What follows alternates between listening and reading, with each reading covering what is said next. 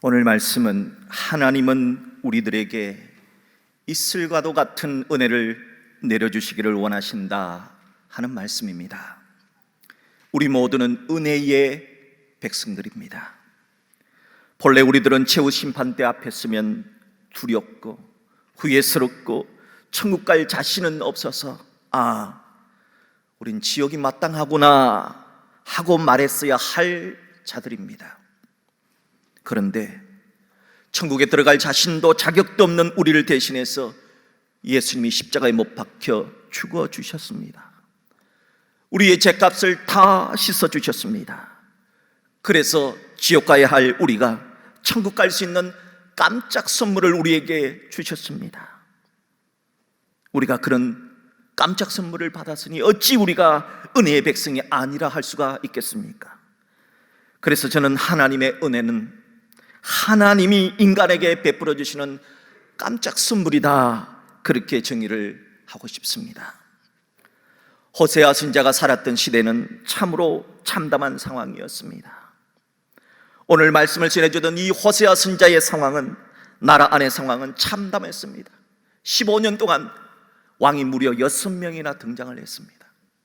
15년에 6명이 등장을 했는데 그 가운데 4명의 왕은 쿠데타로 인해서 왕이 되었습니다.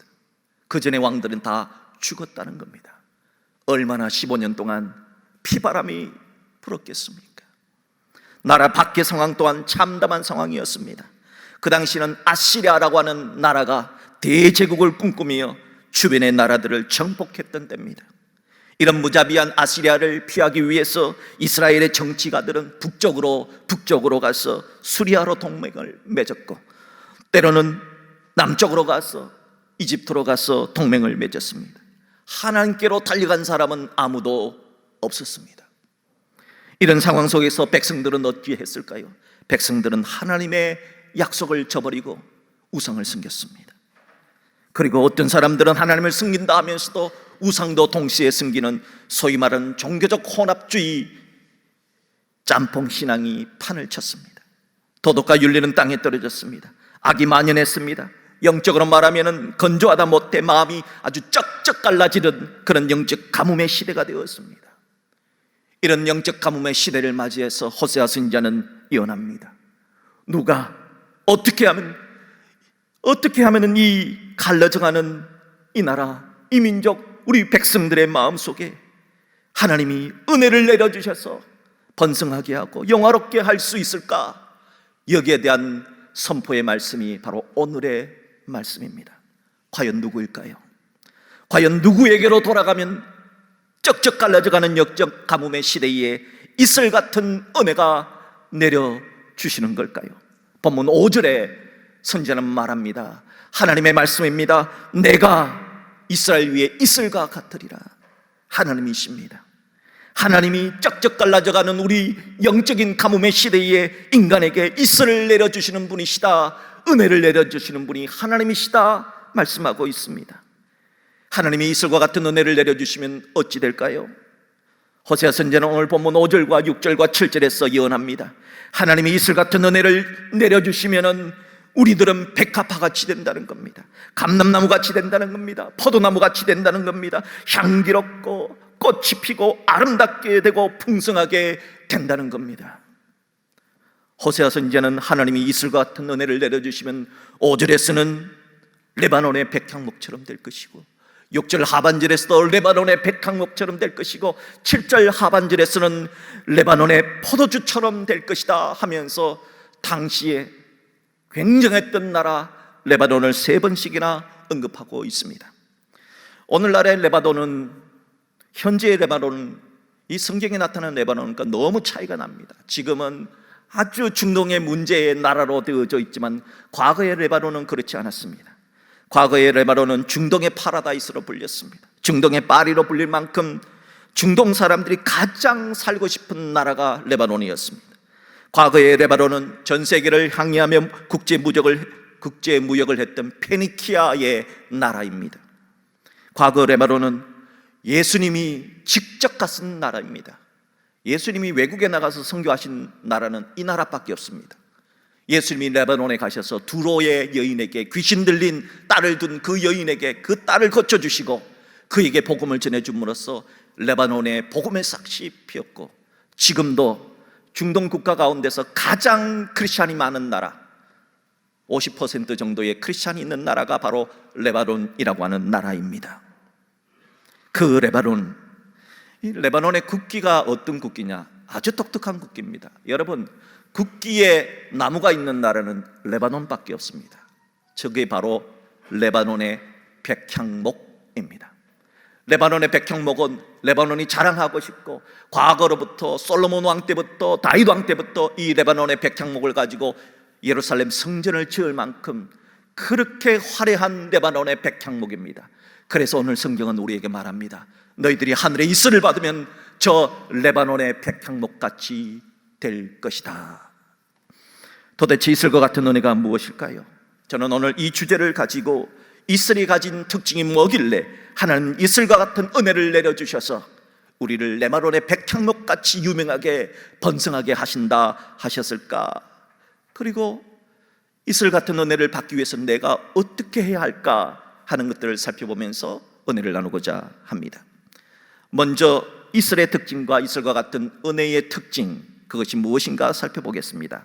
첫째는 이슬의 특징과 이슬과 같은 은혜는 양은 매우 적지만 매일 일정하게 내린다 하는 특징이 있습니다. 이스라엘은 비가 거의 내리지 않습니다. 이스라엘에서 1년 동안 내리는 비의 양은 남쪽은 이제 사막인데 25mm, 그리고 북쪽은 200mm. 우리나라의 1년 강수량이 1300mm이기 때문에 우리나라로 비교를 하면 많게는 50배나 적게 비가 오고요, 그리고 많이 와도 6배 정도 이렇게 우리보다 비가 적게 오는 나라가 이스라엘입니다. 그런데도 이스라엘의 곡식이 자라고 초목이 자라고 동물이 살 수 있는 비결이 뭐냐? 바로 이슬 때문입니다. 이런 이슬의 특징 중 하나는 양은 매우 적지만 매일 일정하게 내린다 하는 겁니다. 만약에 이스라엘에 이슬이 내리지 않으면 모든 동물과 식물들은 죽을 수밖에 없다는 겁니다. 영적인 이스라엘 백성이라 불리는 우리 그리스도인들도 영적인 이슬이 매일매일 내리지 않으면 그 영혼은 타는 목마름으로 죽어버릴 수 있다는 겁니다. 그래서 하나님은 광야 같은 메마른 세상을 살아가는 우리들에게 하나님은 이슬과 같다고 말씀하고 있는 겁니다. 사실 이슬보다 소나기가 내리면 더 좋을 것 같지요. 하지만 비가 필요할 때, 하나님은 비가 필요할 때는 소나기를 내려주십니다. 하지만 너무 많은 비를 감당할 수 있는 능력이 되지 않을 때 소나기가 내리면 안 됩니다.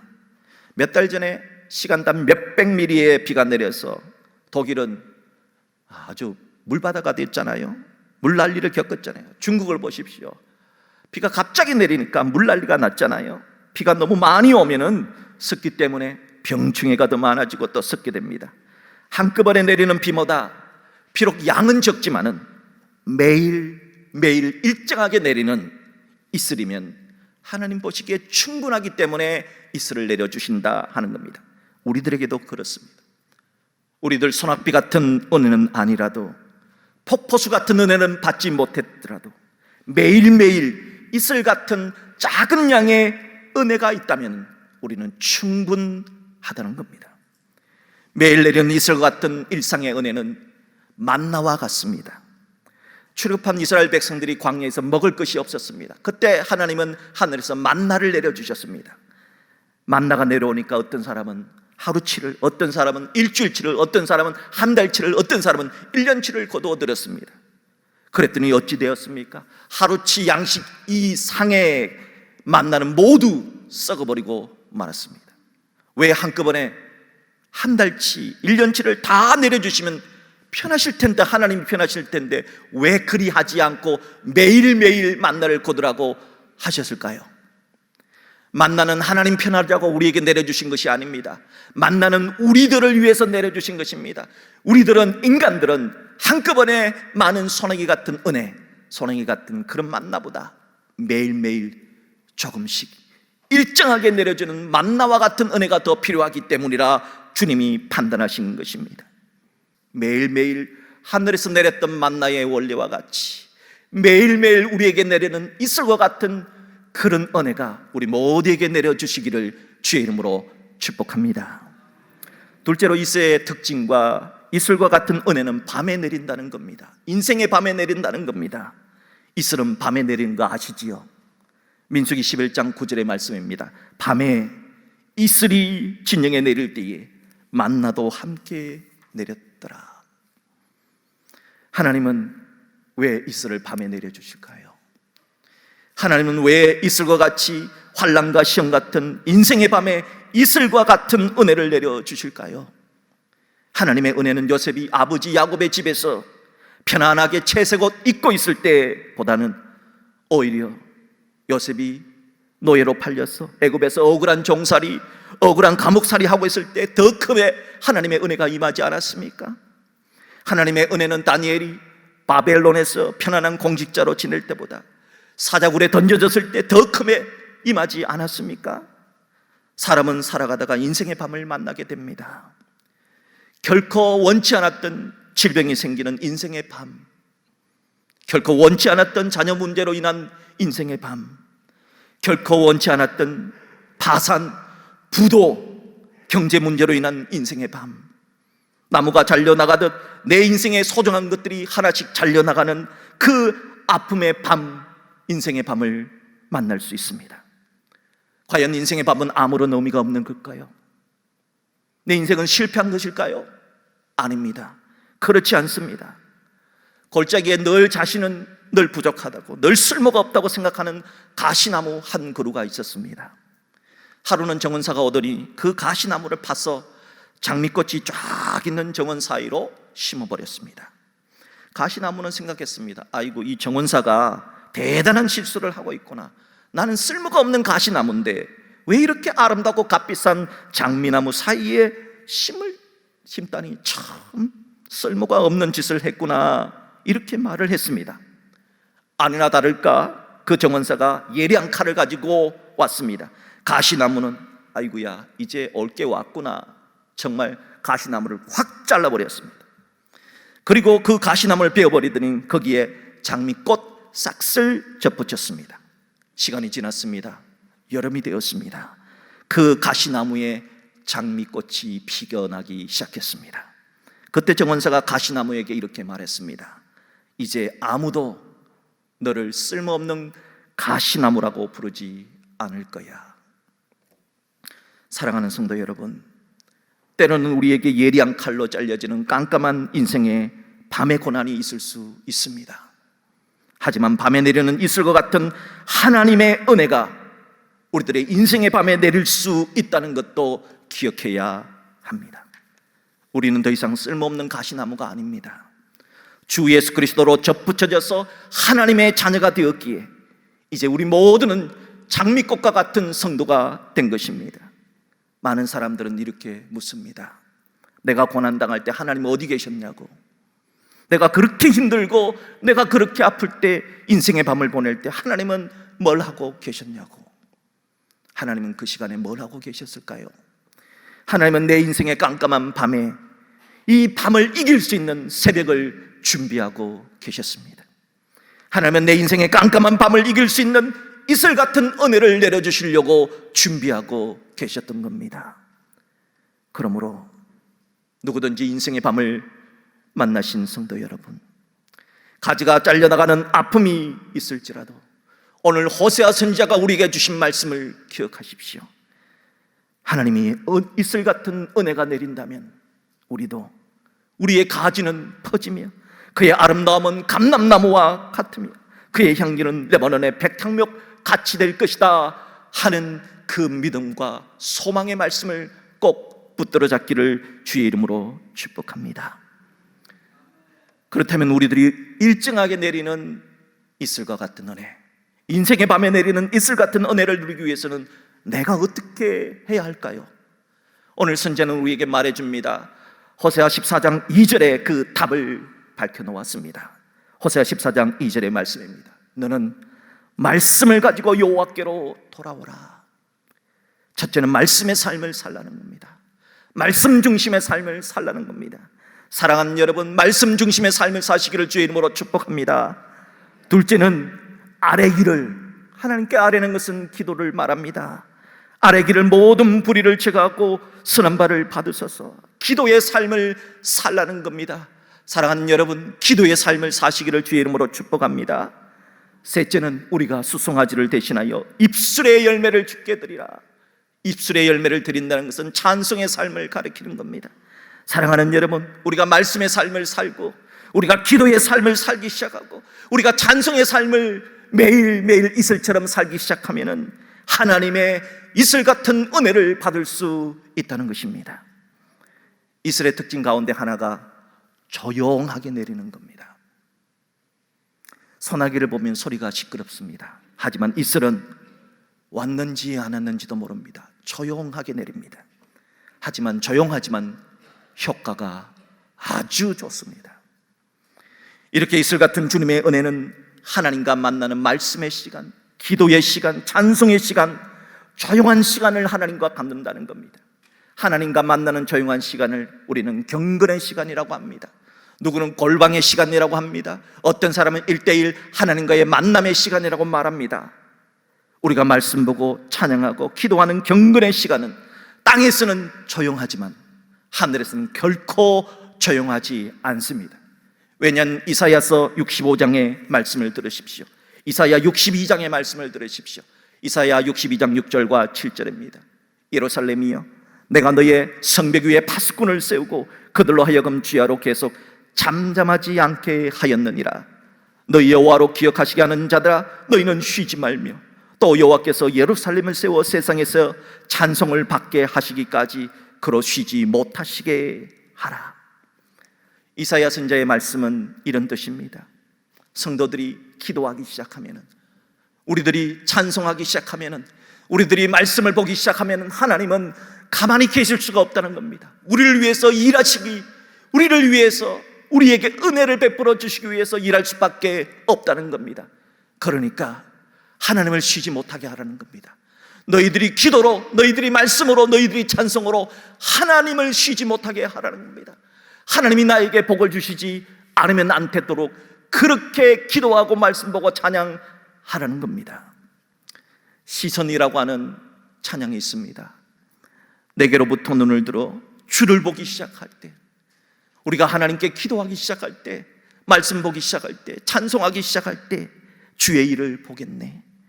내 작은 마음 돌이키사 하늘의 꿈꾸게 하사 주님을 볼 때, 내게로부터 눈을 들어 주를 보기 시작할 때 주의 일을 보겠네. 내 작은 마음 돌이키사 하늘의 꿈꾸게 하네. 주님을 볼 때 모든 시설을 주님께 드리고 살아계신 하나님을 느낄 때, 우리들이 말씀과 찬송과 기도로 우리의 시선을 주님께 돌리기 시작하면 하나님이 어떻게 일하시는가 보십시오. 내 삶은 주님의 역사가 되고, 사랑하는 여러분, 우리가 기도하기 시작하면 내 삶은 주님의 역사가 되고 하나님이 일하기 시작합니다. 하나님이 우리를 위해서 일하기 시작한다 하는 겁니다. 그러므로 하나님이 우리를 위해서 일할 수 있도록, 우리에게 은혜를 베풀어 주실 수 있도록 기도하고 찬송하는 우리 모두가 될 수 있기를 주의 이름으로 축복합니다. 열왕기하 6장의 말씀에 보면은 하나님의 사람이 기도하기 시작하면 하나님이 어떻게 일하시는가 하는 것을 보여주는 아주 중요한 말씀이 있습니다. 바로 이런 말씀입니다. 아람이라고 하는 나라의 왕이 북이스라엘을 점령하려고 가만히 보니까 이스라엘 왕부터 죽이면은 이 이스라엘은 그냥 없어지는구나 생각을 해서 왕이 어디로 가는지 전부 다 동선을 파악했습니다. 이 시간에는 이쪽으로 가고 저 시간에는 저쪽으로 가고, 그래서 거기다가 암살자들을 전부 다 세웠습니다. 그래서 디데이를 잡았습니다. 그런데 그날 그쪽으로 가야 되는 왕이 안 가더라는 거예요. 그러니까 뭔가 이게 작전이 들통났구나. 두 번째 작전을 세웠는데 이쪽으로 가야 된다고 이쪽에다가 암살자를 세웠는데 이쪽으로 또 안 가고 그 이스라엘 왕이 이쪽으로 가더라는 겁니다. 도대체 이것이 무슨 이유냐? 우리 중에 스파이가 있다, 이스라엘 간첩이 있단 말이죠. 그래서 신하들을 전부 다 모아놓고 어떤 놈이냐, 빨리 자수하라고, 너희들 중에 분명히 이스라엘 간첩이 있다고 그렇게 이야기를 합니다. 그랬더니 충성스러운 신하 가운데 한 사람이 이렇게 말합니다. 왕이시여, 우리 가운데 첩자가 있는 것이 아닙니다. 이스라엘 땅에 엘리사라고 하는 선지자가 있는데 그 선지자 때문에, 그 선지자가 하나님께 기도하면 하나님이 다 가르쳐 준다는 겁니다. 우리가 지금 여기서 이렇게 지금 왕이 화를 내시는 것까지 다 가르쳐 준다는 겁니다. 그러니까 이스라엘 점령하려면 이스라엘의 선지자 엘리사부터 죽여야 된다는 겁니다. 그럼 어디 있느냐? 지금 도단성이 있다는 겁니다. 그래서 그 밤에 특별한 군대를 보내가지고 암살 특공대를 보내서 죽이도록 명령을 내렸습니다. 그 밤에 아람의 군대가 이 엘리사가 살고 있는 도단성, 조그마한 성인데 그 성을 빽 둘러쌌던 겁니다. 그 다음 날이 되었습니다. 그 다음 날 엘리사 선지자의 종이 눈을 떠서 이렇게 보니까 야단이 났습니다. 자기들이 죽게 되었습니다. 아람 군대가 쫙 둘러쌌습니다. 그래서 뛰어가서 선지자님, 우리는 다 죽게 되었습니다. 저거 보십시오. 아람 군대가 저렇게 많습니다. 그러자 엘리사 선지자가 이렇게 말합니다. 네 눈에는 아람 군대는 보이고 하나님의 군대는 보이지 않느냐? 아니, 하나님 군대가 어디 있습니까? 선지자님 눈에는 하나님의 군대가 보입니까? 내 눈에는 보이는데 왜 네 눈에는 보이지 않느냐? 그러면서 엘리사가 기도를 합니다. 기도하기 시작하자 어떤 일이 일어나는가 보십시오. 열왕기하 6장 17절입니다. 여호와께서 그 청년의 눈을 여심해 그가 보니 불말과 불병거가 산에 가득하여 엘리사를 둘렀더라. 기도하기 시작하자 하나님이 예비해 놓으신, 준비해 놓으신 하늘의 군대가, 하늘의 불말이, 하늘의 불병거가 보이기 시작한 것입니다.